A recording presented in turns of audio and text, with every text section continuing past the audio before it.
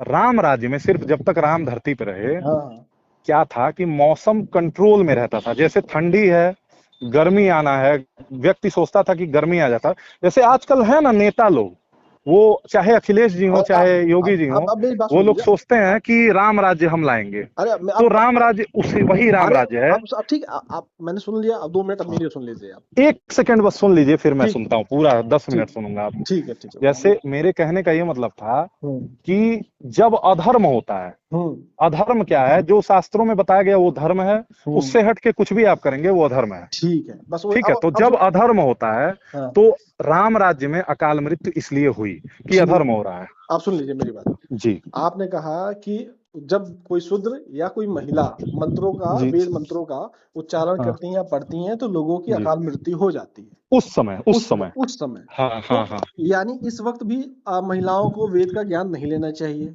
अरे ये तो आप पहले ही पूछ लेना चाहिए था। देखिए शास्त्र तो कहते हैं नहीं लेना चाहिए। सुन लीजिए, शास्त्र हाँ, कहते हैं नहीं लेना नहीं चाहिए। लेना चाहिए वेद का ज्ञान नहीं।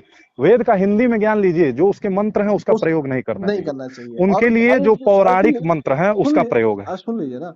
जी। तो और क्या कहते हैं, जो दलित हैं यानी जो हाँ। क्या कहते हैं शूद्र हैं। अरे दलित नहीं, हमारे शास्त्र में चतुर्थ वर्ण को शूद्र कहा गया या अंत्यज कहा गया है। शुद्ध अंत्यज मतलब छोटा भाई होता है। हाँ शुद्ध शूद्र जो है वह भी हाँ, मंत्रों का उच्चारण नहीं कर सकते हैं। नहीं कर अगर सकते हैं। मंत्रों का उच्चारण करेंगे तो उसको पाप लगेगा और गलत है, वो नहीं होना चाहिए। उनको पाप लगेगा, ठीक है, हाँ ठीक उनको है। पाप लगेगा। तो यानी इस हिसाब से क्या जी। कहते हैं कि कोई जो शूद्र है वो तो कभी जी। ब्राह्मण बन ही नहीं सकता फिर तो। नहीं नहीं, ये सुनिए ना।